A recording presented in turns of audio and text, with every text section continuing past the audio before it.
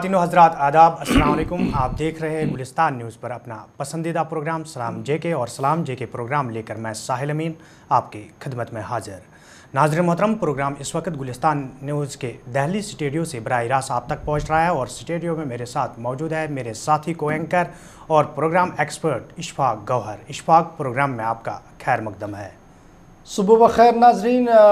मोहम्मद अमीन आपका और सामीन नाजरीन आप सबको भी मेरी तरफ से खलूस भरा और प्यार भरा सलाम हो और उम्मीद करेंगे कि आज की सुबह आपके लिए नवीद लेकर आए, खुशियाँ लेकर आए और जो 50-55 मिनट आप हमारे साथ गुजारेंगे इसमें हम कोशिश करेंगे कि आप तक रियासत और मुल्क की छोटी बड़ी ख़बरों से रूबरू कराएँ। नाज़रीन मोहतरम, आज के प्रोग्राम में हम मुख्तलिफ मौज़ूआत पर बात करेंगे, जहाँ मुल्क के वज़ीर-ए-आज़म नरेंद्र मोदी के गैर मुल्की दौरे के बाद वापस मुल्क वापसी के पर हम बात करेंगे। उसके साथ साथ रियासत की सयाहत के हवाले से बात करेंगे, लेकिन सबसे पहले प्रोग्राम में बात करेंगे 7 और 8 जुलाई के बाद 9 जुलाई की। 7 और 8 जुलाई को जहां पूरी वादी में आम जिंदगी मुतासर रही, वहीं पर 9 जुलाई यानी कल पूरी वादी में बाज़ारों में रौनक लौट आई थी। जहां श्रीनगर के मशहूर बाज़ार संडे मार्केट में कल लोगों के आवाजाही को देखा गया और रेडी वाले और पटरी वालों को भी देखा गया, जो कि ग्राहकों को अपनी ओर माइल करने की कोशिश कर रहे थे। वहीं पर अगर हम बात करेंगे त्राल, शुपियाँ और कुलगाम की, वहाँ कल भी जो फोर्सेस की जानिब से नौजवानों की गिरफ्तारी अमल में लाई गई, उस हवाले से हड़ताल ही रहा। लेकिन ओवरऑल अगर हम वादी की बात करेंगे इशफाक, तो ओवरऑल वादी में जो कल रौनक लौट आई थी उससे ज़िंदगी जो है वो पटरी पर आ गई। बिल्कुल अमीन, जिस तरीके से कदगन लगाई गई थी और रेस्ट्रिक्शंस शहर के अंदर थी, सेक्शन 144 इम्पोज था, इलाहदी की पसंद खीमे की तरफ से चलो और हड़ताल की कॉल थी, जिसकी वजह से न सिर्फ शहर के अंदर बल्कि मज़ाफ़ात के अंदर भी, गांव देहात के अंदर भी नॉर्मल ज़िंदगी जो थी वो मुतासिर हो रही थी और रोज़मर्रा का काम जो था वो ठप होकर रह गया था। चाहे श्रीनगर बानिहाल रेल सर्विस की आप बात करें, इम्तिहानात की बात करें, ट्रांसपोर्ट की बात करें, हर एक चीज़ थम सा गया था। सिक्योरिटी कंस्ट्रेशंस भी थी और दीगर मामलात भी थी, लेकिन अल्लाह का फ़ज़ल है कि कल से एक बार फिर रियासत के अंदर आहिस्ता आहिस्ता रौनक जो है वो लौटना शुरू हो गई है और उम्मीद करेंगे कि ये पूरा साल और स्पेशली ये पूरा हफ़्ता जो है वो पुरअमन निकले और लोग अपनी मसरूफियात और अपने जो रोज़मर्रा का काम है वो बखूबी अंजाम दें। लेकिन कल भी हमने देखा कि शाम होते हुए चंद मकामात पर रात को जब आरोपीज़ को हटाया जाता है तो उस वक्त चंद मकामात पर पथराव की खबरें आई है, जिसकी वजह से काफ़ी मुश्किलों का सामना जो है वो आवाम को भी करना पड़ा रात को। और फिर सिक्योरिटी एजेंसीज़ ने जिस तरीके से कल शाम को फिर उसका रिलेट किया है, उसका जवाब दिया है, उस पर भी कहीं ना कहीं सरकार पर जो है वो दबाव बन रहा है कि इस तरीके की कार्रवाइयाँ ना हो और जहाँ जहाँ पर पथराव अगर वहीं एरिया तक कार्रवाई हो तो वो बेहतर रहता। उन एरिया से बाहर रहकर जिस तरीके से किया जाता है उससे कहीं ना कहीं हालात और अबतर होने की जो है ख़दशात है। यही वजह है कि जहाँ हालात एक तरफ से बेहतर है वहाँ उसे मज़ीद किस तरीके से बेहतर बनाया जाए उस पर ज़्यादा तवज्जो देने की ज़रूरत है। बिल्कुल इशफाक, जहाँ हालात को, वादी के हालात को बेहतर बनाने के लिए कोशिश जारी की जा रही है और सरकार की जानिब से या इंतज़ामिया की जानिब से इस चीज़ को मद्देनज़र रखा जाता है कि कहीं ना कहीं जो वादी में हालात हैं उनको पटरी पर लाया जाए। वहीं पर अगर हम सरहदों की बात करें तो सरहदों में जहाँ पिछले 2 महीने सरहदों पर लगातार आर पार की गोलाबारी की वजह से जो लोग कैंपों में रह रहे हैं, रिलीफ कैंपों में रह रहे हैं, उनका अब 1-2 महीने कैंपों में गुजारने के बाद जहाँ पिछले 1 दिन से हम देख रहे हैं कि उन्होंने ये ख्वाहिश जाहिर की थी कि वो अपने घरों को जाए। लेकिन अगर कल शाम की हम बात करेंगे तो एक बार फिर सरहदों पर कशीदगी देखने को मिली और पाकिस्तान की जानिब से एक बार फिर गोलाबारी शुरू की गई, जहां भारतीय फौजी चौकियों को निशाना बनाया गया, उसके साथ साथ पुंछ सेक्टर में रिहायशी इलाकों को एक बार फिर निशाना बनाया गया। बिला इश्तियाल फायरिंग जिस तरीके से अमीन आपने कहा कि कल हुई है और कल सरकार की तरफ से ये कोशिशें भी की जा रही थी कि जो लाइन ऑफ कंट्रोल के फायरिंग रेंज के बाहर के इलाके हैं जो खाली पड़े हैं, जहाँ पर स्कूल, कॉलेज, स्कूल या दीगर मामलात अभी पूरी तरह से बंद हैं, उनको किस तरीके से रिवाइव किया जाए। عملہ وہاں پر جا رہا تھا، لیکن اچانک تقریباً 7-7:30 بجے کے بعد کیا معاملہ جو ہے جب یہ فائرنگ کا سلسلہ جو ہے شروع ہوا ہے، جس کی وجہ سے کافی دہشت جو ہے وہ پونچھ کے لائن آف کنٹرول کے علاقے میں جو ہے وہ دیکھنے کو مل رہی ہے۔ اس سے قبل اگر آپ دیکھیں گے اور ہمارے ناظرین کی یادداشت کو تازہ کرنے کے لیے میں آپ کو بتاتے چلوں کہ کل پاکستان میں جو ہمارے ڈپٹی ہائی کمشنر ہیں ان کو طلب کیا گیا تھا وزارت خارجہ پاکستان کی طرف سے، جس میں ان کو کہا گیا تھا کہ بلا اشتعال فائرنگ کی جا رہی ہے بھارت سرکار کی طرف سے، بھارتی افواج کی طرف سے، جس کی وجہ سے کافی نقصان جو ہے وہ پاکستان سائیڈ یا لائن آف کنٹرول کے اس سائیڈ پر اٹھانا پڑ رہا اور احتجاج کیا گیا تھا۔ جہاں اب یہ احتجاج ہو ہی رہا تھا ڈپلومیٹک فرنٹ پر، وہیں پر پاکستان نے دوبارہ کل خود ہی انپرووکیبل فائرنگ شروع کی، بلا اشتعال فائرنگ کی، جس کا ریٹیلیٹ کیا گیا ہے۔ اور یہ ریٹیلیشن کل کی جو شام کی ریٹیلیشن تھی، اگر آپ گراؤنڈ زیرو کو پرکھ کر دیکھیں گے تو کل بھی اسی وقت واپس یہاں سے فائر کرنا پڑا جب پاکستان کی طرف سے فائر کیا گیا، اور دفاعی اور عسکری ذرائعوں کے مطابق کل بھی پاکستان کے زیر انتظام علاقوں کے اندر، رہائشی علاقوں کے اندر کافی نقصان جو ہے وہ ہوا ہے۔ میڈیا حلقوں کی اگر آپ بات کو کریں گے، اگر ان کے رپورٹس کو آپ دیکھیں گے تو جو ٹارگٹ فائر یہاں سے کیا گیا ہے، جس طریقے سے آرمی اسٹیبلشمنٹس کو نشانہ بنایا گیا ہے، وہاں پر کافی زیادہ نقصان ہوا ہے، اور وہ ہلچل جو تھی وہ آج صبح بھی تناؤ کا ماحول جو تھا وہ صاف نظر آ رہا تھا۔ لیکن بلا اشتعال فائرنگ کا سلسلہ جو ہے وہ اس پونچھ، رجوری اور انٹرنیشنل بارڈر جو ہمارا سرحد کا ہے وہاں پر لگاتار پچھلے 5-6 مہینوں سے چل رہا ہے، جس کی وجہ سے عام لوگوں کے اندر کافی مشکلوں کا سامنا جو ہے انہیں کرنا پڑ رہا ہے، اور خوف اور دہشت جو ہے وہ پورے علاقے کے اندر ہے۔ بالکل اشفاق، جہاں ہم بات کریں گے، ہم اپنے ساتھی ونود جی سے بھی اس حوالے سے تازہ جانکاری لینا چاہیں گے، ان سے رابطہ کرنے کی کوشش کریں گے کہ پونچھ کے علاقے میں جو کل شام کو پاکستان کی جانب سے فائرنگ کی گئی، اس کے بعد آج صبح کس طریقے کی صورتحال ہے اس پر ان سے جاننے کی کوشش کریں گے۔ لیکن یہاں پر بات یہ ہے کہ اگر ہم راجوری علاقے کی بات کریں گے، راجوری کے نوشہرہ علاقے کی بات کریں گے، جہاں 2 مہینے تقریباً 50 دن تک جو سکول ہے وہ بند رہے، جب دونوں طرف سے گولہ باری کا سلسلہ شروع ہوا اور انتظامیہ کی جانب سے لوگوں کو سرحدی علاقوں سے نکال کر ریلیف کیمپوں میں رکھا گیا۔ اس کے بعد اگرچہ باضابطہ طور پر انتظامیہ کی جانب سے ان سکولوں کو ری اوپن کرنے کی بات کہی گئی ہے، لیکن آرمی کی جانب سے ایک بار پھر انہیں کہا گیا کہ اگرچہ وہ سکولوں کو ری اوپن کرنے جا رہے ہیں، کئی ایسے سکول ہیں جنہیں ابھی بھی ری اوپن نہیں کیا جا سکتا ہے۔ دیکھیے، میں نے پہلے ہی کہا کہ سرکار کی ترجیحات اب یہ ہے کہ آہستہ آہستہ کر کے جو نان فائرنگ رینج ایریا ہے، یعنی جو پاکستان کے فائرنگ رینج جو ابھی تک میٹر فائرنگ رینج ہے کہ کہاں تک ان کا گولہ آ سکتا ہے، وہاں تک کے حالات کو اگر آپ دیکھیں گے اور اس کے بعد کے حالات کو دیکھیں گے تو انتظامیہ نے یہی فیصلہ لیا تھا کہ وہاں پر سکول درسی نظام جو ہے سکولوں کو چالو کیا جائے۔ تقریباً 80 سے زیادہ سکولوں کو پرسوں 12 تاریخ سے کھولا جا رہا ہے، سرکاری طور پر اس بات کا جو ہے وہ فیصلہ لیا گیا ہے، اور گراؤنڈ زیرو پر پوری اسیسمنٹ کرنے کے بعد یہ سرکار نے فیصلہ لیا ہے۔ تقریباً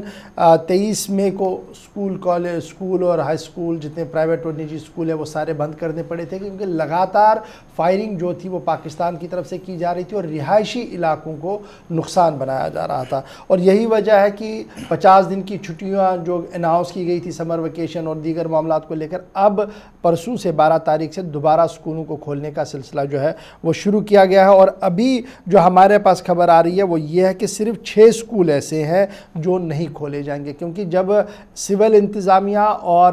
آرمی کی جب میٹنگ کل ہوئی تھی اس سلسلے میں کہ ہم سکولوں کو کھولنا چاہتے ہیں اور نظام زندگی کو بحال کرنا چاہتے ہیں لائن آف کنٹرول پر، تو وہاں پر 6 ایسے آئیڈینٹیفیکیشن پوائنٹس کیے گئے جہاں پر آرمی نے بالکل ایلو نہیں کیا، کہا کہ وہ 100% ڈائریکٹ فائر ٹارگٹ اور فائر رینج کے اندر ہے، ان 6 سکولوں کو چھوڑ کر آپ سکولوں کو چلا سکتے ہیں۔ اور جو یہ 6 سکول ابھی بتائے جا رہے ہیں یہ پونچھ علاقے کے وہی علاقے ہیں جہاں پر سرکار نے سب سے پہلے لوگوں کو نکالا تھا اور میک شفٹ ارینجمنٹس میں ان کو رکھا تھا۔ فی الحال اگر آپ ان 50 دنوں اور ابھی کے بعد کس طریقے کی حالات بنتی ہے وہ تو آگے پتہ لگے گا، لیکن اگر ان دنوں کی آپ بات کریں گے تو سرکار نے میک شفٹ ارینجمنٹ کے تحت سکولوں درسی نظام کو چلانے کے حوالے سے بھی کمیونٹی لیول پر سکول چلائے تھے وہاں پر، لیکن اس طریقے کے وہ معاملات نہیں تھے جس طریقے کے سکول کے اندر ہوتے۔ اب دیکھنا ہوگا کہ پرسوں سے یہ درسی نظام چلے گا، کیا واقعتاً پورا معاملہ ٹھیک ٹھاک چلے گا اور پاکستان اس کو ایلو کرے گا، کیونکہ پاکستان کی بلا اشتعال فائرنگ کا سلسلہ لگاتار جاری ہے، لیکن 50 دنوں کے بعد بھی وہ 6 سکول جو بالکل line of control zero line پر ہے انہیں کھولنے کی اجازت نہیں ہے۔ चलिए, ये थे सरहदों के हवाले से जो बात कर रहे थे, चाहे पुंछ सेक्टर की बात कर रहे थे या राजौरी के नौशहरा सेक्टर की, और उन लोगों की जो सरहद में हो रही फायरिंग की वजह से मुतासर हो रहे हैं, और उन स्कूलों की जो पिछले 50 दिन से बंद पड़े हुए हैं। इंतज़ामिया की यही कोशिश है कि वो इन स्कूलों में तालीमी निज़ाम को एक बार फिर बहाल करने की कोशिश कर रहे हैं। प्रोग्राम को आगे बढ़ाते हैं। इशफाक, जिस तरीके से जहाँ रियासत में वादी के हालात या रियासत जम्मू कश्मीर के जो हालात इस वक्त बने हुए हैं उनको पटरी पर लाने के लिए रियासती सरकार कोशिशें कर रही है, वहीं पर मुल्क के वज़ीर-ए-आज़म नरेंद्र मोदी जो कि 6 रोज़ा दौरे पर, गैर मुल्क के दौरे पर थे, जहां वो इसराइल गए थे, जर्मनी में G20 कॉन्फ्रेंस में उन्होंने शिरकत की, इसराइल के साथ जहां मुख्तलिफ मामलात पर तबादला ख्याल किया गया और अहम मामले ज़हरबाज लाए गए। वहीं पर G20 कॉन्फ्रेंस में आलमी दहशतगर्दी के हवाले से बात की गई और इस बात का अहद किया गया है कि सभी ममालिक जो G20 के हैं वो आलमी दहशतगर्दी के हवाले से एकजुट होकर काम करेंगे। उसके बाद जब वो मुल्क वापसी पर आए, कल पहुँचे वापस, तो उन्होंने मरकज़ी वज़ीर दाखिला राजनाथ सिंह और अजीत डोयल के साथ एक मीटिंग की जिसमें GST और सरहदी इलाकों में बढ़ रही कशीदगी के हवाले से बात की गई। देखिए, बिल्कुल वज़ीर-ए-आज़म का जो दौरा था इंतहाई अहम था। मुख्तलिफ़ नुक़्ते निगाह से जब आप देखेंगे, इज़राइल का दौरा करना और वहाँ पर इंटरनल सिक्योरिटी और दीगर मामलात के साथ पैचअप्स होना एक बड़ी कामयाबी के साथ इसको देखा जाता है डिप्लोमेटिक फ्रंट पर, अगर भारत सरकार की नज़र से आप इसको देखेंगे। और फिर G20 में जिस तरीके से जो डिक्लेरेशन आया और जिस तरीके से प्रेजेंटेशन प्राइम मिनिस्टर मोदी ने टेररिज्म के ख़िलाफ़, रेडिकलाइजेशन के ख़िलाफ़ की है, और वो रिफ्लेक्शन कहीं ना कहीं जॉइंट स्टेटमेंट में आया है, वो भी कहीं ना कहीं डिप्लोमेटिक एफ़र्ट्स पर जो है वो काफ़ी ज़्यादा अहमियत का हामिल है। लेकिन 6 दिन के दौरे के कंक्लूजन पर जब वो मुल्क के अंदर वापस आए तो सबसे पहला काम जो था वो रिव्यू लेना था कि 6 दिन के अंदर पूरे मुल्क के अंदर क्या सब कुछ ठीक ठाक रहा या नहीं। क्योंकि एक तरफ से पूरे मुल्क के अंदर GST चल रहा, और पिछले कई दिनों से हम देख रहे हैं कि मुख्तलिफ खबरें GST के से हवाले से आ रही थी। वहीं पर रियासत के अंदर भी काफ़ी ज़्यादा हलचल थी। एक तरफ से अमरनाथ यात्रा चल रही थी, दूसरी तरफ से स्टेट असम्बली ने GST को वेट करने की बात कही थी और प्रेसिडेंशियल ऑर्डर जो सदारती हुक्मनामा है उसको निकालने की बात कही थी। और उसमें जिस तरीके से वजारत दाखिला ने एक प्रोएक्टिव रोल निभाया है, रात दिन एक करके उस प्रेसिडेंशियल ऑर्डर को बनवाया और स्टेट सेंट्रल गवर्नमेंट के साथ कोऑर्डिनेट करके प्रेसिडेंट हाउस और प्राइम मिनिस्टर जो उस वक्त इजराइल के अंदर मौजूद थे उनके साथ सारा कोऑर्डिनेट किया। उन्हीं सभी चीज़ों को रिव्यू जो है वो कल वज़ीर-ए-आज़म के सामने लिया गया, वज़ीर-ए-आज़म ने लिया। और वज़ीर-ए-आज़म के साथ जो वज़ीर दाखिला थे राजनाथ सिंह, अजीत डोवल और जो सिक्योरिटी के इंचार्ज थे वो सारे थे। उसमें सबसे पहले सिक्योरिटी रिव्यू जो इंटरनल सिक्योरिटी है उस पर डिस्कस किया गया, अमरनाथ यात्रा को डिस्कस किया गया, और अमरनाथ यात्रा से रिलेटेड जितने भी पहलू है, चाहे वो लोकल लेवल पर जो अरेंजमेंट्स किए जा रहे हैं, सरकारी सतह पर जो अरेंजमेंट्स किए जा रहे हैं, और जो लोग खुलकर सामने आए हैं, उन सभी चीज़ों पर जो है वो डिस्कशन किया गया। और साथ साथ GST की इम्प्लीमेंटेशन, GST किस तरीके से अब नाफिजुल अमल रहेगा, इस पर जो है वो खुसूसी गुफ्तगू कल वज़ीर-ए-आज़म साहब ने की है जम्मू कश्मीर के हवाले से। और माना जा रहा है कि कुछ स्ट्रिक्ट डायरेक्शन जो है वो भी गई है प्राइम मिनिस्टर ऑफिस स्टेट को भी और सेंट्रल सिक्योरिटी फोर्सेस को। नंबर 1। नंबर 2, अगर आप आज के दिन की बात करें तो आज भी अरुण जेटली जी फाइनेंस मिनिस्टर को एक प्रेजेंटेशन देंगे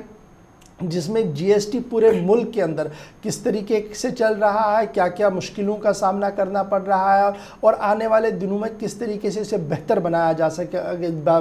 जा सकेगा, इस पर भी गुफ्तगू होगी। और आज ही अगर आप देखेंगे तो वज़ीर-ए-आज़म ने सभी चीफ सेक्रेटरीज़ को तलब किया है, और पहली बार इस तरीके से जो मीटिंग होगी, इस साल की मीटिंग होगी जिसमें सभी रियासतों के चीफ सेक्रेटरीज़ को बुलाया गया, और चीफ सेक्रेटरीज़ के साथ जो तबादले ख्याल होगा वो मुख्तलिफ स्कीमों की अमलावरी के हवाले से होगा, मरकज़ी फंडिंग के हवाले से होगा, सलामती सूरत हाल किस तरीके की है, इस पर भी होगा। और माना जा रहा है कि वज़ीर-ए-आज़म दफ्तर की तरफ से रियासत जम्मू कश्मीर के चीफ सेक्रेटरी को यह हुक्मनामा जारी किया गया था कि वो डिटेल प्रेजेंटेशन जो भी है, चाहे developmental, physical infrastructure, financial setups और जो पॉलिटिकल सेटअप्स और दीगर मामलात हैं, उस पूरी डिटेल लेकर वो नई दिल्ली आए, क्योंकि वज़ीर-ए-आज़म साहब उनके साथ अलग से भी मीटिंग कर सकते हैं। इस तरीके की भी खबर जो है वो आज खुलकर सामने आ रही है। بالکل اشفاق. ناظرین محترم, جہاں پروگرام میں ہم نے وزیر اعظم کے میٹنگ کے حوالے سے بات کی, وہیں پر پروگرام میں اب بات کریں گے این آئی اے کے حوالے سے, جہاں این آئی اے نے پہلے ہی جب وادی میں حالات کشیدہ ہوئے اس کے بعد حریت لیڈران یا کچھ بزنس مین سے پوچھ تاچھ کی, ان کے گھروں پہ چھاپے ڈالے گئے اور وہاں پر تلاشی لی گئی کہ حوالہ رقم کے حوالے سے جو بات چل رہی تھی این آئی اے اس کی پوچھ تاچھ کر رہی تھی. وہیں پر یہ خبر سامنے آ رہی ہے اشفاق کہ اب این آئی اے کی جانب سے انجمن نصرت الاسلام اور جامعہ مسجد منتظمین کو نوٹس دی گئی. بالکل اس بات کی تصدیق جو ہے وہ خود کل میروائز عمر فاروق نے بھی کی اپنے ٹویٹ میں, اور انہوں نے کہا کہ باضابطہ نوٹس جو ہے وہ بھیجا گیا ہے اور اپنے طریقے سے انہوں نے احتجاج بھی کیا ہے. لیکن این آئی اے مسلسل پچھلے 1.5 سال سے مختلف طریقوں سے انویسٹیگیشن حوالہ منی کے حوالے سے کر رہا ہے. اگرچہ ماہر قانون اور حزب اختلاف کے لیڈروں کا ماننا ہے کہ جس طریقے سے این آئی اے نے اپنے پاؤں یہاں پر جموں کشمیر ریاست کے اندر ڈالے ہیں اور جس طریقے سے انویسٹیگیشن بڑے پیمانے پر کیا جا رہا ہے, یہ وائلیشن ہے رنبیر پینل کوڈ کی اور اسٹیٹ آئین کی. اس پر گفتگو ابھی شروع ہونے جا رہی ہے کہ آگے یہ بھی ایک ایشو, پولیٹیکل ایشو اب سامنے آ رہا ہے, کیونکہ جس طریقے سے اس پر اب بات ہونا شروع ہو گئی ہے یہ ایک بہت بڑا ایشو ہے. لیکن جہاں تک این آئی اے کی ہم بات کریں تو این آئی اے نے باضابطہ طور پر اسلامیہ اسکول رجوری کدل کی انتظامیہ اور اوقاف جو جامعہ مسجد کا اوقاف ہے, جو دونوں چیزیں جو ہیڈ کر رہے ہیں میروائز عمر فاروق, ان دونوں کے ایک اکاؤنٹنٹ جو ہے اوقاف اسلامیہ کے ان کے, اور اسلامیہ اسکول رجوری کے جو سابق چیف انجینئر ہیں ان کو طلب کیا گیا ہے. محمد حسین خان صاحب کو نئی دلی طلب کیا گیا ہے اور ان سے کہا گیا ہے کہ وہ ساری چیزیں جو فائنینشیل امپلیمنٹیشن اور فائنینشیل بندوبست دونوں جگہوں پر چل رہا ہے اور پورا حساب کتاب کا جو معاملہ ہے وہ نئی دلی لے کر آئے, اور 1 ہفتے کا وقت جو ہے وہ دیا گیا ہے اور 1 ہفتے کے اندر انہیں نئی دلی طلب کیا گیا ہے. اس سے قبل ہم اپنے ناظرین کو بتاتے چلے کہ میروائز عمر فاروق کے دونوں ماموں جو ہیں وہ اس وقت نئی دلی کے اندر ہیں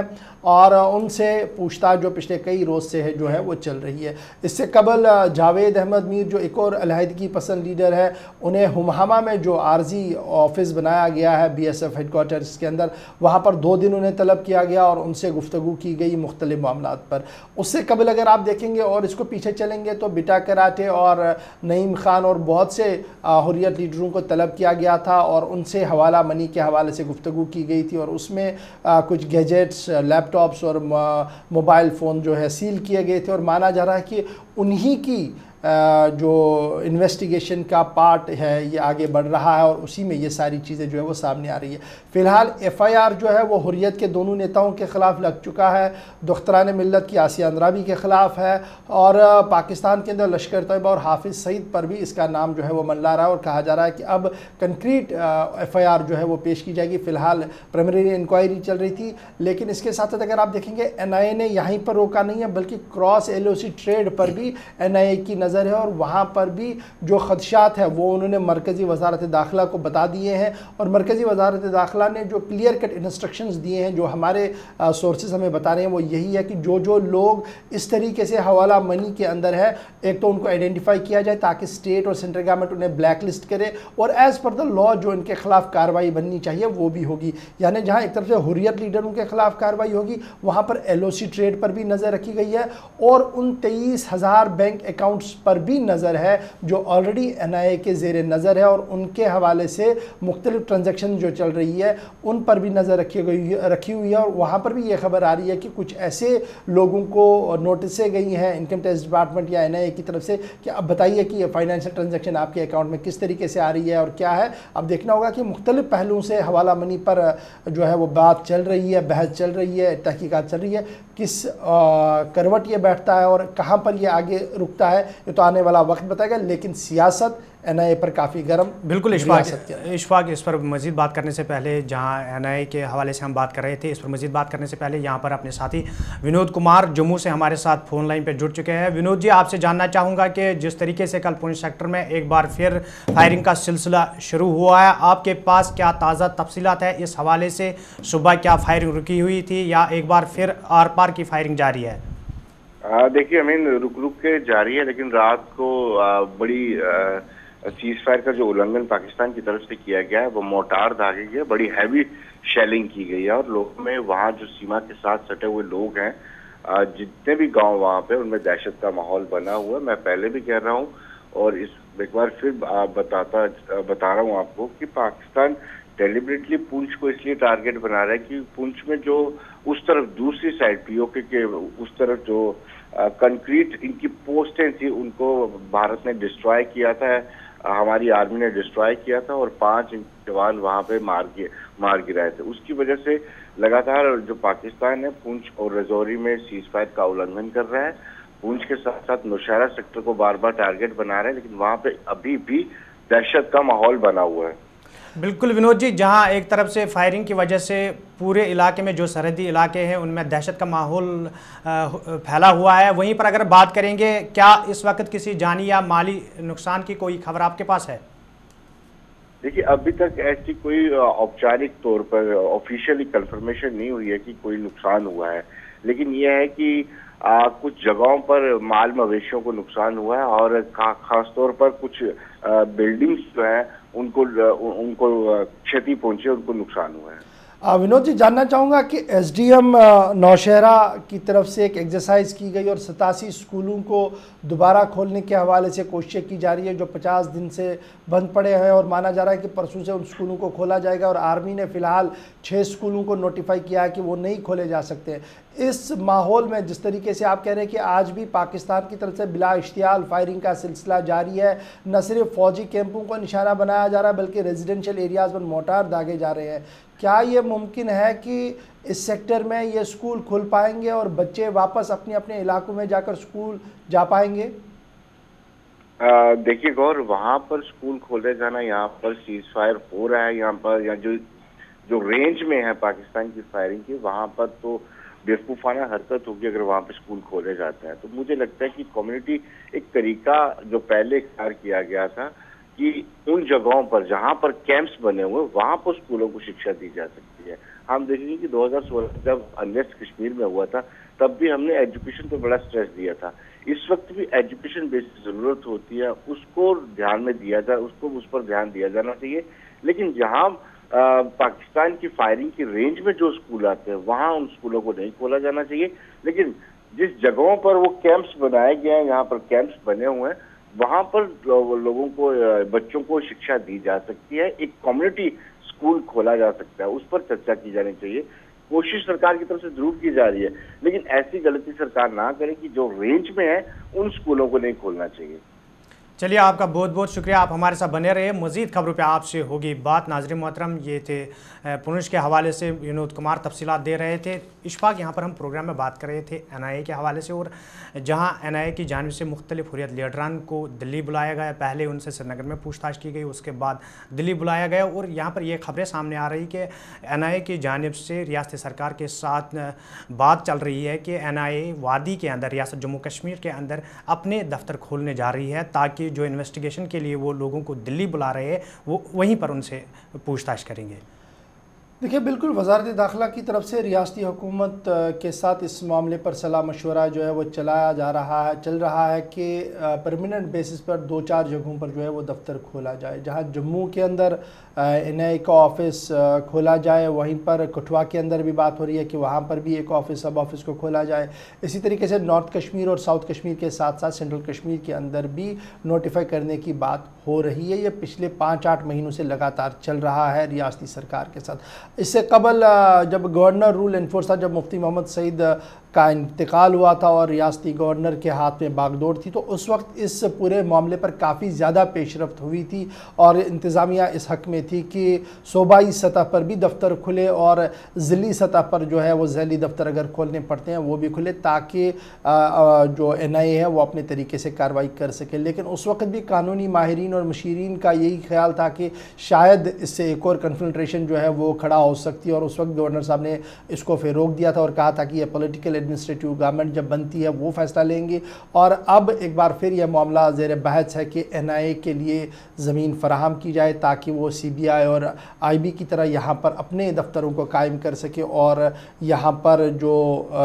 टेरर रिलेटेड फंडिंग है या जिस तरीके से 2008 के बाद दहशत के ख़िलाफ़ वो जो मुख्तलिफ़ मकामात पर काम कर रहे हैं, दहशत जो टेररिज्म के ख़िलाफ़ काम कर रहे हैं, वो रियासत के अंदर भी हो। लेकिन अब देखना होगा कि हुकूमत किस तरीके से इस पूरे इशू को लेगी, क्योंकि کافی زیادہ دباؤ جو ہے وہ ہوم منسٹری کی طرف سے بنایا گیا ہے کہ فائل کو کلیئر کر کے دفتروں کو کھولا جائے۔ بالکل اشفاق، جہاں دفتروں کے حوالے سے بات ہو رہی تھی وہیں پر اگر ہم بات کریں گے کہ جب سے NIA کا قیام عمل میں لایا گیا تو پہلی پریارٹی ان کی جو رہی ہے انویسٹیگیشن کے حوالے سے تو وہ جموں کشمیر پولیس رہی ہے، اور آپ کی بار یہ خبریں سامنے آ رہی ہے کہ جو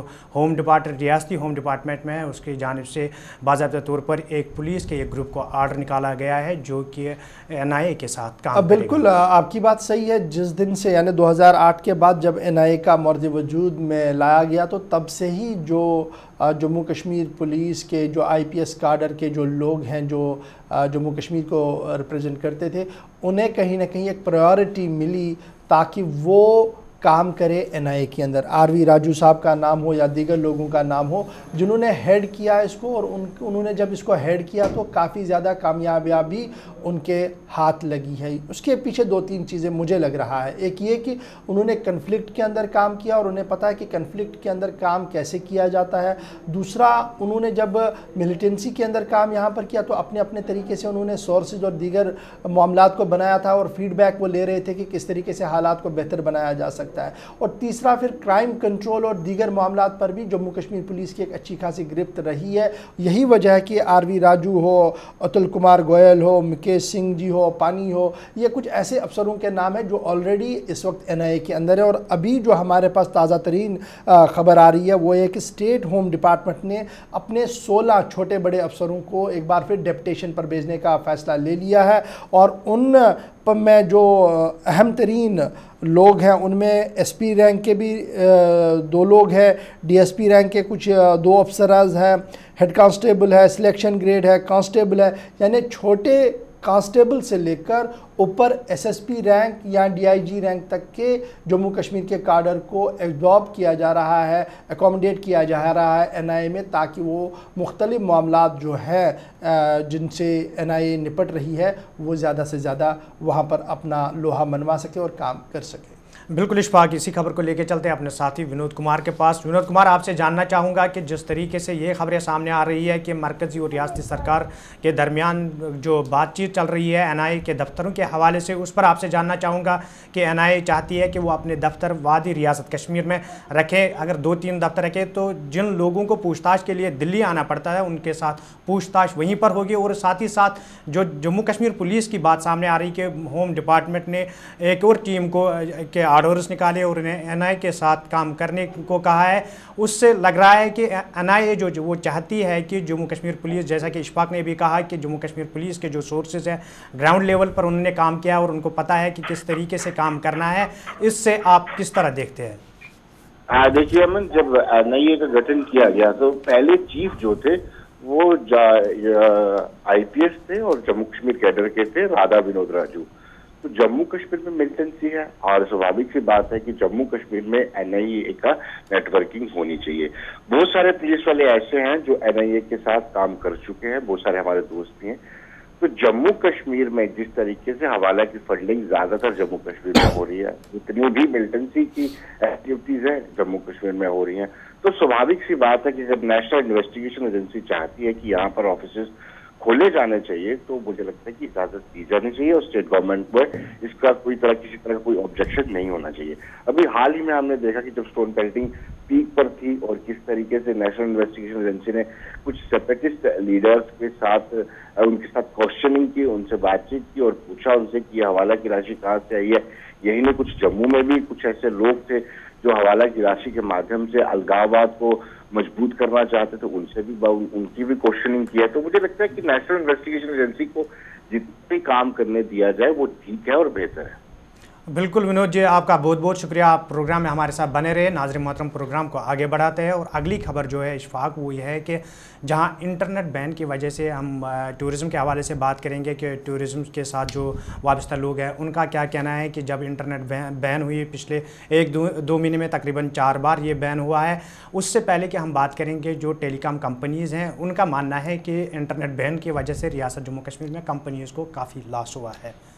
دیکھیے کمپنیز کا لاس ہونا اپنی جگہ ہے، لیکن امیج جو جموں کشمیر کی باہر جا رہی ہے وہ صحیح نہیں جا رہی ہے، اور جب آپ بار بار بین کریں گے تو اس سے ایسا لگ رہا ہے کہ شاید جنگ جیسا ماحول وہاں پر بنا ہوا ہے اور سرکار کو چھپانے کی کوشش میں ہے، اور سرکار صحیح عکاسی کو باہر نہیں لینا چاہتی ہے، شاید اس لیے وہاں پر بین کیا گیا ہے۔ ابھی جو ہمارے پاس سروے رپورٹ کی جو خبر ہم بتا رہے ہیں اپنے ناظرین کو، پچھلے 6 مہینوں کے دوران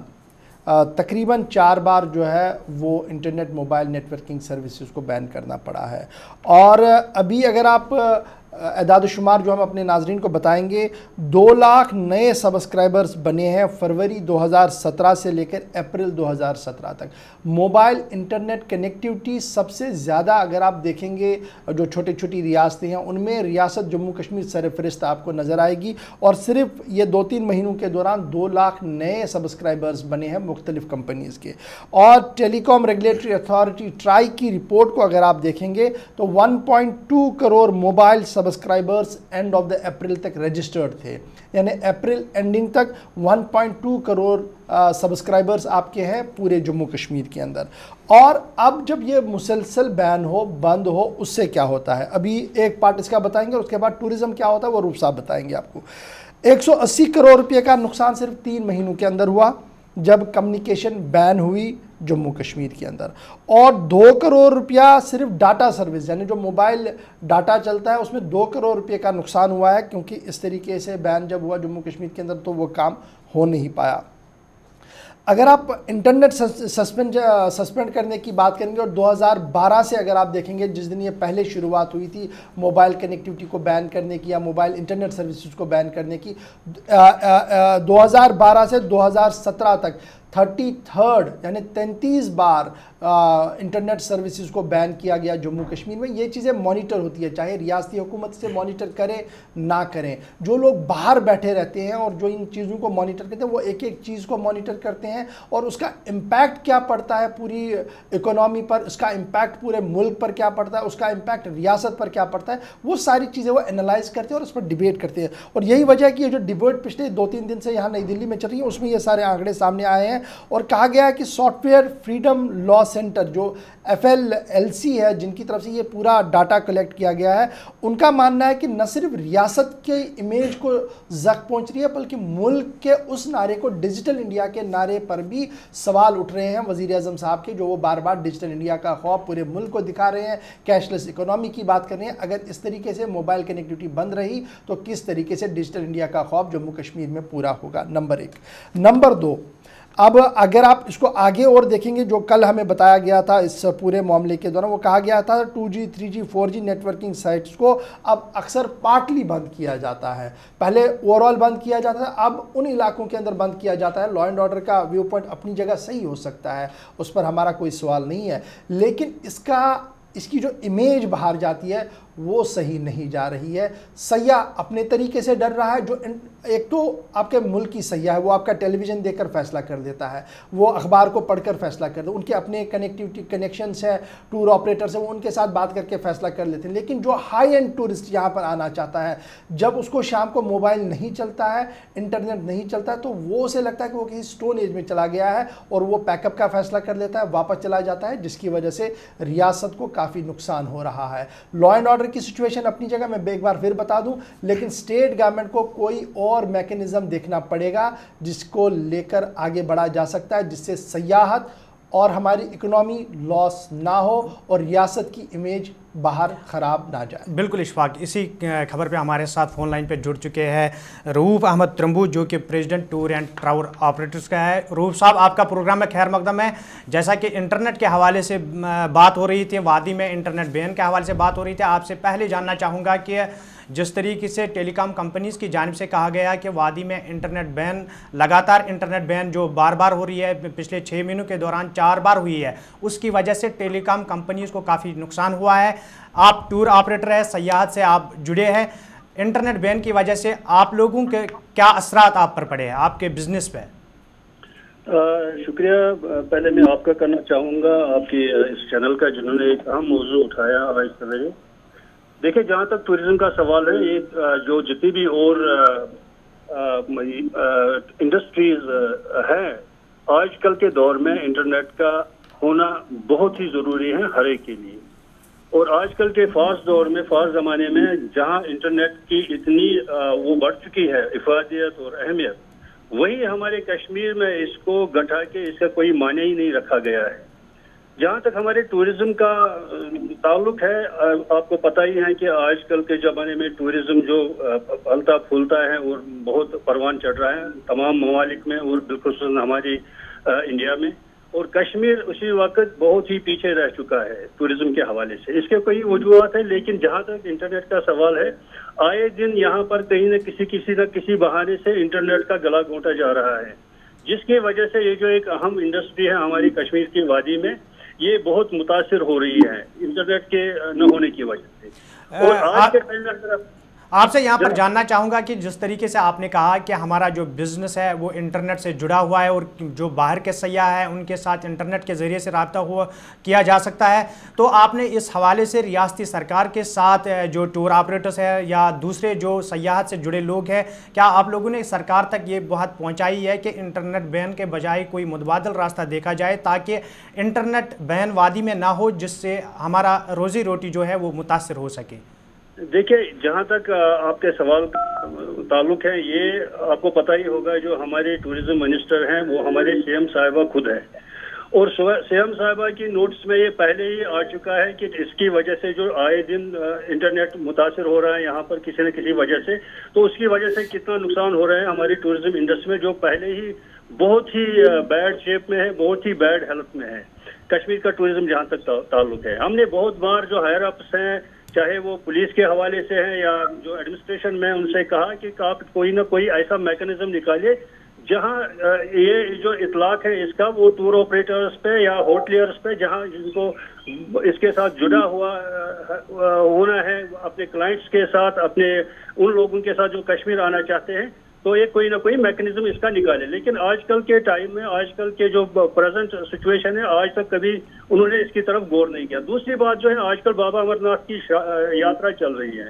اور آپ کو پتہ ہی کہ ہمیں انٹرنیٹ پہ ہی ٹکٹیں ایشو کرنی پڑتی ہیں. As a tour operator, as a Halley copter operators, ہمیں اتنی مشکلات کا سامنا کرنا پڑ رہا ہے کہ جو لوگ جو شردالو بابا جی کے شائن کے دیدار کے لیے جانا چاہتے ہیں، تو ان کو اتنی مشکلات آ رہی ہیں کہ ان کو ٹکٹ نہیں مل رہی ہیں. تو وہ بھی ایک پریشانی ہے، ایک دقت ہے ہمیں. تو ہمیں ہوپ ہے کہ آئندہ. ہلو جی روپ صاحب، ذرا آپ سے ایک اور چیز بھی جاننا چاہوں گا. آپ نے تو اپنی بات کہہ لی، آپ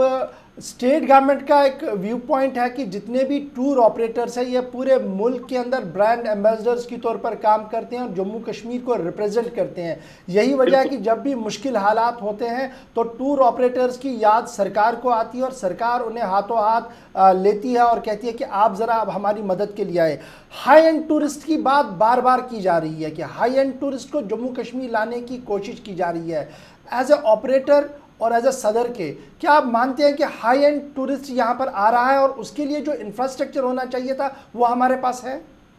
دیکھیے، جہاں تک اس سوال کا تعلق ہے، Kashmir is always a preferred destination. جو بھی ٹورسٹ ہے وہ کشمیر آنا چاہتے ہیں، چاہے وہ ہائی اینڈ ہو یا لو اینڈ ہو. لیکن جہاں تک ہائی اینڈ کا تعلق ہے، ان لوگوں کے پاس پیسہ ہوتا ہے، پیسوں کی کمی نہیں ہوتی ہے. وہ کشمیر کی جو خوبصورتی، وہ اپنی مثال آپ ہے، وہ ایسی خوبصورتی یورپ میں دیکھنا چاہتے ہیں تو وہ یورپ چلے جاتے ہیں. تو ان کے لیے کوئی پریشانی. لیکن دوست تعلق جو کشمیر آنا چاہتے ہیں as a budget traveller, as a economy traveller, ان کے لیے بھی ہمارے پاس مشکلات کھڑی کر رہے ہیں کہ ایسے جب حالات پیدا ہو جاتے ہیں. اور دوسری جو اہم بات میں یہاں کرنا چاہتا ہوں گا، ہماری انڈسٹری آلریڈی پریشانی میں ہے، جو ٹورزم انڈسٹری ہے، کیونکہ شام گئے تب ہمارے دیش میں کچھ ایسی چینلیں ہیں جو صرف اسی کشمیر کے مدعے کو لے کر پریشان کرتی ہے پورے لوگوں کو. اور جہاں تک ہمارا برانڈ ایمبیسڈر ہونا ہے، یہ بات صحیح ہے، یہ مسلم بات ہے کہ ہم جو ٹور آپریٹرز ہیں، ہم بھارت کے کونے کونے میں جاتے ہیں، لوگوں کو لوگوں کے ساتھ ملاتے ہیں. جو باہر کے لوگ جب یہاں آتے ہیں، یہاں کے لوگوں سے ملتے ہیں، اور انٹریکشن ہو جاتی ہے. ان کو پتہ لگتا ہے کہ کشمیر میں جہاں تک کوئی پریشانی، دقتیں ہیں پالیٹکس کے حوالے سے، وہ ہر ایک جگہ تو نہیں ہے، کہیں دور ایریاز میں ایسا کچھ ہے، لیکن ہر ایک جگہ میں ایسی کوئی پریشانی نہیں ہے. تو یہ تبھی ممکن ہو سکتا ہے جب باہر سے لوگ یہاں آتے ہیں اور یہاں سے باہر جو لوگ جاتے ہیں ایز اے ٹورزم کے حوالے سے. ایک آخری سوال روپ صاحب آپ سے جاننا چاہوں گا، وہ یہ ہے کہ آپ نے ریاست کو بھی دیکھا اور ملک کی دیگر جگہوں کے ساتھ بین الاقوامی سطح پر بھی آپ نے سیاحت کے نقشے کو دیکھا اور سیاحت کس طریقے سے کروائی جاتی ہے، ریاستوں کے اندر بجٹنگ ایلوکیشن کیا ہوتی ہے، انفراسٹرکچر کیا ہوتا ہے، اس پر آپ کی کافی زیادہ نظر بھی ہے۔ آپ سے جاننا چاہوں گا جو انفراسٹرکچر بنانے کی بات پچھلے دہائیوں سے ہماری ریاست کے اندر چل رہا ہے، کیا آپ کو لگتا ہے کہ انفراسٹرکچر میں کچھ پرسنٹ ہم آگے بڑھے ہیں، کچھ بنا ہے ہمارے پاس جو ہم دکھا سکتے ہیں؟ جیسے یہاں کے حالات ہیں پچھلے کچھ دہائیوں سے، اس کے حساب سے میرے خیال میں ہمیں انفراسٹرکچر کی کوئی اتنی پریشانی نہیں ہے۔ جتنا ہمارے پاس ٹورزم آج کے ٹائم میں آ رہا ہے، 10 سے 12 لاکھ لوگ جو سال میں یہاں وزٹ کرتے ہیں کشمیر کے، ان کے لیے ہمارے پاس بہت کافی انفراسٹرکچر پڑا ہے۔ ہاں، ایک چیز میں ہم تھوڑا بہت پیچھے ہیں، وہ ہے ہائی اینڈ ٹورسٹ کے لیے، ان کے لیے ہمیں اور زیادہ کچھ کرنا پڑے گا رہائش کے حوالے سے۔ باقی ہمارے پاس جتنا ٹورزم آتا ہے ان کے لیے ہمارے پاس کافی انفراسٹرکچر موجود ہے، لیکن اہم بات یہاں پر یہ ہے کہ ہمیں اس انڈسٹری کو آگے بڑھنے کا موقع نہیں دیا جا رہا ہے۔ کچھ کوارٹر سے ایسی آوازیں آتے ہیں جو لوگوں کو پریشان کرتے ہیں، جو اس انڈسٹری سے کشمیر میں وابستہ ہے، ان کے لیے بہت ہی پریشانی کی بات ہو رہی ہے۔ جہاں تک یہ ایک پیورلی اکنامک ایکٹیویٹی ہے کشمیر میں، اس کو سیاست کا رنگ دیا جا رہا ہے، اس کو ایک مس انفارمیشن کے طور پہ استعمال کیا جا رہا ہے، اور اس کو ایک ہیٹ کمپین کے حساب سے بھی متاثر کیا جا رہا ہے اس ہماری ٹورزم انڈسٹری کو یہاں پر، جس کے لیے ہمیں تھوڑا بہت سوچنا پڑے گا کہ یہ اچھی بات نہیں ہے۔ یہاں کے ٹورزم کو بڑھنے دیا جائے، یہاں کی جو اکانومی بڑھے گی تو اس سے لوگ شاید پازیٹیو ایک لائن اختیار کریں گے۔ تو ایسے میں کافی کچھ کرنے کو گورنمنٹ کے پاس کرنے کی ضرورت ہے۔ چلیے، بہت شکریہ روپ صاحب، آپ ہمارے ساتھ سری نگر سے جڑے، اور بہشتی ٹور آپریٹر، آپ کا بھی یہ ماننا ہے کہ کافی مشکلوں کا سامنا جو ہے وہ آپ لوگوں کو کرنا پڑ رہا ہے، اور ساتھ ساتھ جس طریقے سے امرناتھ یاترا ہو یا دیگر سیاحوں کو یہاں پر آنا ہو، جہاں پر آن لائن بکنگ ہو، ریزرویشن کا معاملہ ہو، اس پر کافی فرق پڑتا ہے، اور سرکار کو کچھ اور قدم اٹھانے پڑیں گے جس سے سیاحت پر اثر نہ پڑے۔ بھی کوئی ناگہانی آفت ریاست جموں کشمیر میں آتی ہے تو اس کے بعد سرکاروں کی جانب سے یہ کہا جا رہا ہے کہ اب اس ناگہانی آفت سے نمٹنے کے لیے یا اس سے مقابلہ کرنے کے لیے آگے کے لیے لاہ عمل تیار کیا جائے گا، اور اس کے ساتھ ساتھ جو اکوپمنٹ ہے اس کو بڑھایا جائے گا۔ لیکن اس کے بعد جب دیکھا جا رہا ہے تو مرکز کی جانب سے فنڈس آنے کے باوجود بھی زمینی سطح پر ایسا کام نہیں ہوتا ہے۔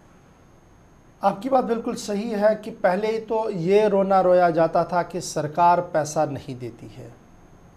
لیکن اب جو تفصیلات اور جو خبریں ہم مسلسل بتا رہے ہیں وہ یہ پتہ لگ رہا ہے کہ پیسہ تو آ رہا ہے، لیکن اسے یا تو یوٹیلائز نہیں کیا جا رہا ہے، یا جو SOPs بنائے جاتے ہیں، ڈائریکشنز بنائی جاتی ہے، گائیڈ لائنز بنائی جاتی ہے، کس طریقے سے اس پیسے کو استعمال کرنا، وہ اس طریقے سے استعمال نہیں ہوتا ہے، جس کے بعد فنڈنگ رکتی ہے۔ یہ ایک پہلو ہے اس خبر کا۔ لیکن جہاں تک ڈیزاسٹر مینجمنٹ کی ہم بات کریں، ڈیزاسٹر مینجمنٹ اور جموں کشمیر ریاست کو جب آپ دیکھیں گے تو اس کا چولی دامن کا ساتھ ہے۔ سسمک زون کے اندر بھی آپ آتے ہیں اور خطرناک سسمک زونوں کے اندر آتے ہیں۔ جب گزشتہ سالوں کے اندر بھوچال آیا تھا تو اس کے بعد سرکار کی نیند ٹوٹی تھی اور انہوں نے کہا تھا کہ اب ہم ڈیزاسٹر پر خصوصی توجہ دیں گے۔ پھر جب سیلاب آئی تو سب پول کھل گیا، سب کو پتہ لگ گیا کہ ڈیزاسٹر کتنا ہم کر سکتے ہیں، ڈیزاسٹر کتنا ہم نے کیا ہے اور اس کے بچاؤ کے لیے ہم کیا کر سکتے ہیں، سب کے سامنے وہ بات آئی۔ اس کے بعد سرکار کی نیند پھر ٹوٹی کیونکہ گورنر صاحب نے کچھ نٹ بولٹ کسے تھے کہیں سے، تو یہ پتہ لگا کہ سرکار اب ترمیم بھی لا رہی ہے ڈیزاسٹر مینجمنٹ ایکٹ کے اندر اور کچھ مزید کام بھی کرنا چاہتی ہے۔ وقت گزرنے کے ساتھ ساتھ سرکار نے پھر نیند لے لی اور سرکار گہری نیند میں چلی گئی، جس کی وجہ سے اب جو ہم خبر ناظرین کو بتائیں گے وہ کافی چونکا دینے والی ہوگی۔ مرکزی حکومت کی طرف سے ڈیزاسٹر مینجمنٹ اسکیم کے تحت ریاست کے لیے کثیر رقم دی گئی، جس میں یہ کہا گیا کہ آپ جب بھی اب آپ انفراسٹرکچر بنائیں گے وہ کچھ اس طریقے کا بنائیں گے تاکہ اگر ڈیزاسٹر ہوتا ہے، بھوچال آتے ہیں، سیلاب آتی ہے تو آپ کے سٹرکچر کو کوئی نقصان نہ ہو۔ علیحدہ اس کے لیے پیسہ رکھا گیا۔ دوسرا فنڈ اسی فنڈ میں رکھا گیا کہ آپ بڑے پیمانے پر کیمپیننگ کریں، لوگوں کو بھی بتائیں، NGOs کو بتائیں، ٹیکنیکل گروپس کو بتائیں کہ کس طریقے سے کام کرنا ہے۔ تیسرا جو سب سے اہم پارٹ اس کا تھا इक्विपमेंट्स और गैजेट्स को लाने की बात थी डिस्ट्रिक्ट हेड क्वार्टर्स तक। ये देखिए मरकज़ी हुकूमत की जो पॉलिसी थी वो डिस्ट्रिक्ट हेड क्वार्टर तक जाने की थी और यही वजह कि कसीर रकम जो थी वो रियासत को मिली थी। लेकिन हमारी रियासत के अंदर हमेशा उल्टी गंगा बही है और उसी उल्टी गंगा बहते बहते कुछ ऐसे फैसले लिए गए कि मरकज़ी हुकूमत ने अगली किस्त देने से इनकार कर दिया। ये मैं नहीं कह रहा हूँ, ये तहकीकी रिपोर्ट जो है कॉम्पिटेंट ऑडिटर जनरल की है। अब जो मामला है वो कुछ इस तरीके का है, 10 करोड़ रुपया आज तक सरकार खर्च नहीं कर पाई डिज़ास्टर मैनेजमेंट पर और 14 करोड़ रुपया सरेंडर किए। कुल मिलाकर डिज़ास्टर मैनेजमेंट एक्ट जो 2005 में बनाया गया और उसमें फिर तरमीम लाई गई और बाज़ाब्ता तौर पर डिज़ास्टर मैनेजमेंट आजकल एक मंत्री साहब के पास भी है, लेकिन शायद उनकी नज़र भी इस मामले पर नहीं गई है। अगर गई होती तो शायद आज मैं मजबूर नहीं होता डिज़ास्टर मैनेजमेंट पर बात करने के लिए। अगर आप देखेंगे स्टेट गवर्नमेंट को कहा गया था कि जिस तरीके से मैंने कहा कि क्या क्या कंपोनेंट्स थे, लेकिन एलोकेशन 20 करोड़ की गवर्नमेंट ऑफ इंडिया की तरफ से आई, जिसमें कहा गया कि capacity building, procurement of equipments, relief rehabilitation warning system at district headquarters और awareness, pre disaster preparedness and impact of training. 20 crore रुपया पैसा यूनियन गवर्नमेंट की तरफ से स्टेट गवर्नमेंट को दिया गया।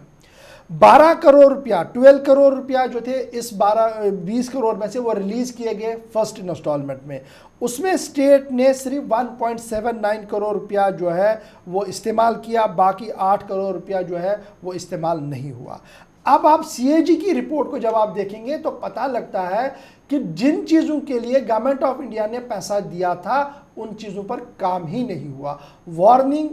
सिस्टम जो डिस्ट्रिक्ट हेडक्वार्टर्स पर लगाना था मेट्रोलॉजी डिपार्टमेंट को, वो मशीन इक्विपमेंट कभी आया ही नहीं और वो पैसा जो है वो ट्रांसफ़र किया गया गाड़ियां लाने के लिए स्टेट गवर्नमेंट के लिए। और जब ये यूनियन गवर्नमेंट में चला गया तो यूनियन गवर्नमेंट ने बड़ा नोट लिखा, उन्होंने कहा कि स्टेट गवर्नमेंट शायद कैपेबल ही नहीं है पैसा खर्च करने के लिए, न उन्हें SOP समझ आ रही है और उन्होंने पैसा जो है वो रोक दिया। अब आप इस रिपोर्ट को जब आप आगे देखें तो पता लगता है कि 25.24 लाख रुपया गवर्नमेंट की तरफ से कैपेसिटी बिल्डिंग, डिज़ास्टर मैनेजमेंट पर, revenue relief and disaster management को दिया गया। उनसे कहा गया कि अब आप ज़रा अवेयरनेस करवाइए। अवेयरनेस के नाम पर भी ऐसा बंदरबांट हुआ है कि CAG रिपोर्ट ने काफ़ी ज़्यादा चौंका देने वाली रिपोर्ट सामने रखी है और आज तक स्टेट गवर्नमेंट ने उस रिपोर्ट का जवाब नहीं दिया। ये वो रिपोर्ट की हम बात करें जो स्टेट फाइनेंस मिनिस्टर ने गुज़श्ता दिनों असेंबली के अंदर पेश की है। ये कोई चोरी छिपी रिपोर्ट नहीं है, ये हमारी स्टेट लेजिस्लेटर का एक हिस्सा है, लेजिस्लेशन का पार्ट है जो वहाँ पर कार्रवाई हुई है। फिर डिज़ास्टर मैनेजमेंट की जब आप आगे देखेंगे 20 लाख रुपया जो वार्निंग सिस्टम के लिए दिया गया था वो एस्टैब्लिश करना था, वो फंड्स गुज़श्ता दिनों में सरेंडर किए गए और कहा गया कि हम वो मशीन नहीं ला सकते हैं। भाई क्यों नहीं मशीन ला सकते हैं? जब मुल्क की दीगर रियासतों के अंदर महाराष्ट्र हो, उत्तराखंड हो, झारखंड हो, वहाँ पर जब ये मशीनें लग सकती है तो हमारी रियासत के अंदर क्यों नहीं लग सकती है? समझ से बाहर ये सवाल है। शायद कहीं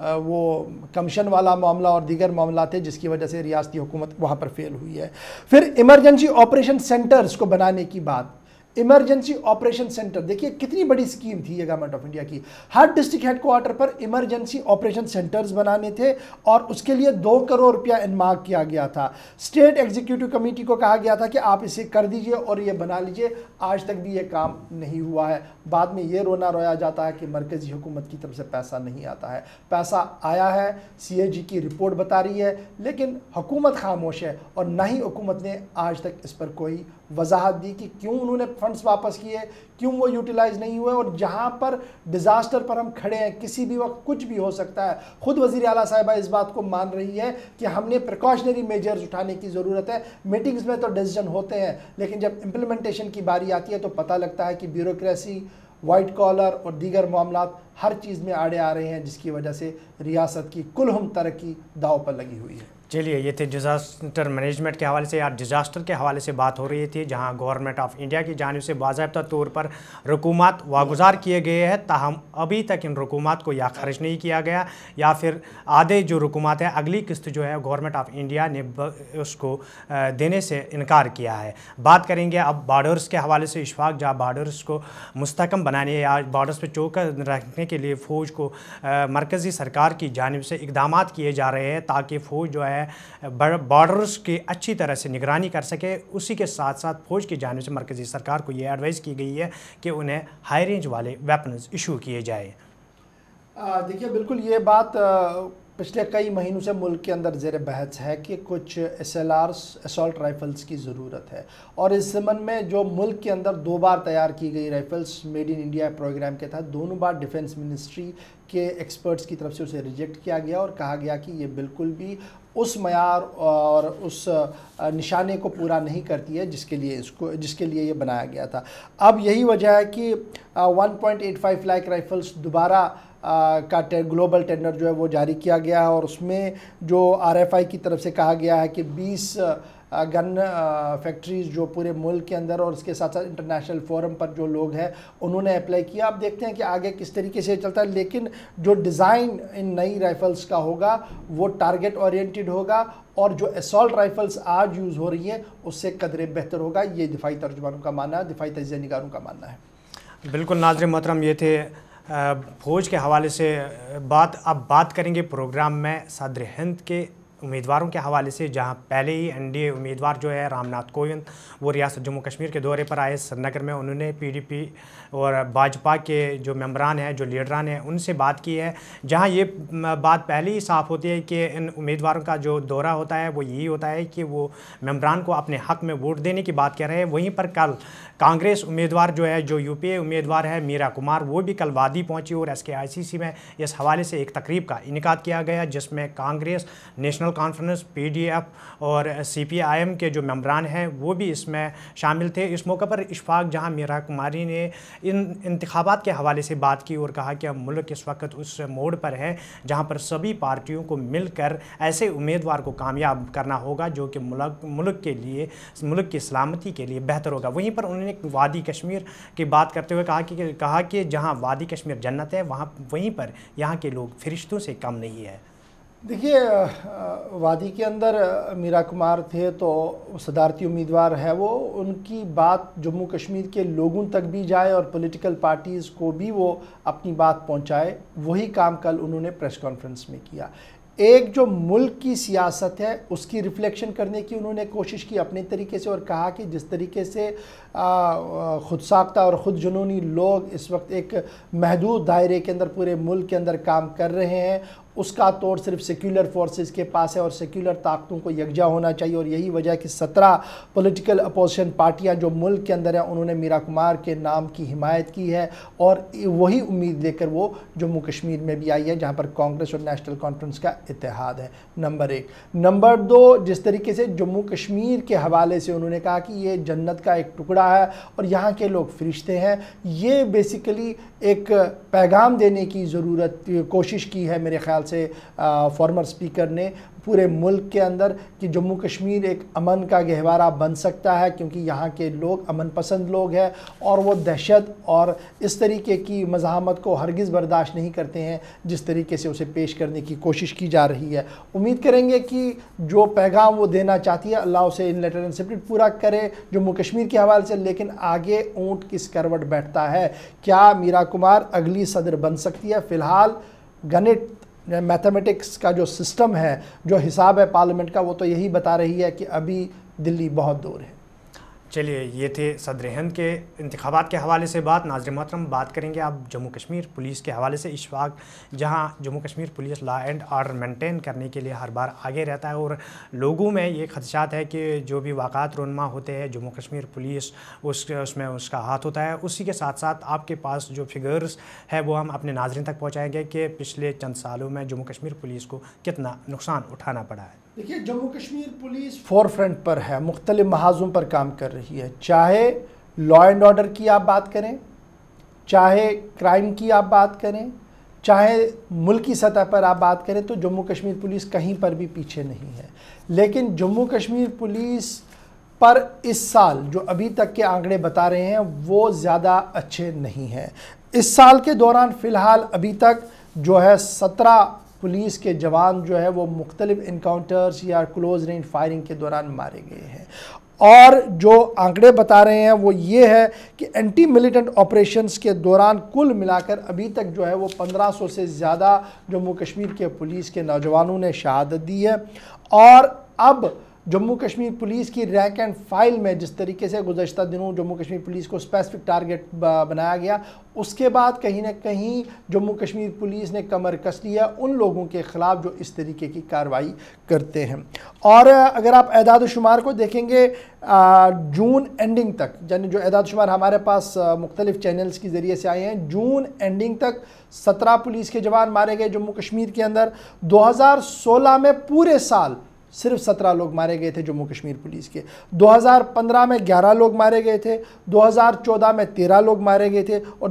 2013 میں بھی 14 لوگ مارے گئے تھے. یعنی یہ سال جو ہے یہ قدرے ڈیفرنٹ ہے. اگر آپ 2013 14 اور 15 کو دیکھیں گے یا 16 کو دیکھیں گے، 17 میں جو فرسٹ کوارٹر ہے اس میں سب سے زیادہ کیجویلٹیز ہوئی ہے. اور ان کیجویلٹیز کو روکنے کے لیے اب اپنے طریقے سے جو ہے وہ بندوبست بھی کیا جا رہا ہے پولیس کی طرف سے. بالکل اشفاق. ناظرین محترم، پروگرام میں وقت کی کمی کی وجہ سے ہم آپ تک امرناتھ یاترا کے حوالے سے تازہ جانکاری نہیں پہنچا پائے، لیکن آپ گلستان نیوز دیکھتے رہیے. آنے والے پروگرام میں آپ کو پل پل کی خبر امرناتھ یاترا کے حوالے سے دی جائے گی. آج کے پروگرام کو اپنے میزبان ساحل امین اور اشفاق گوہر کو یہیں پر اختتام کرنے کی دیجیے اجازت. کل ہوگی آپ سے پھر ملاقات. جب تک کے لیے خدا حافظ.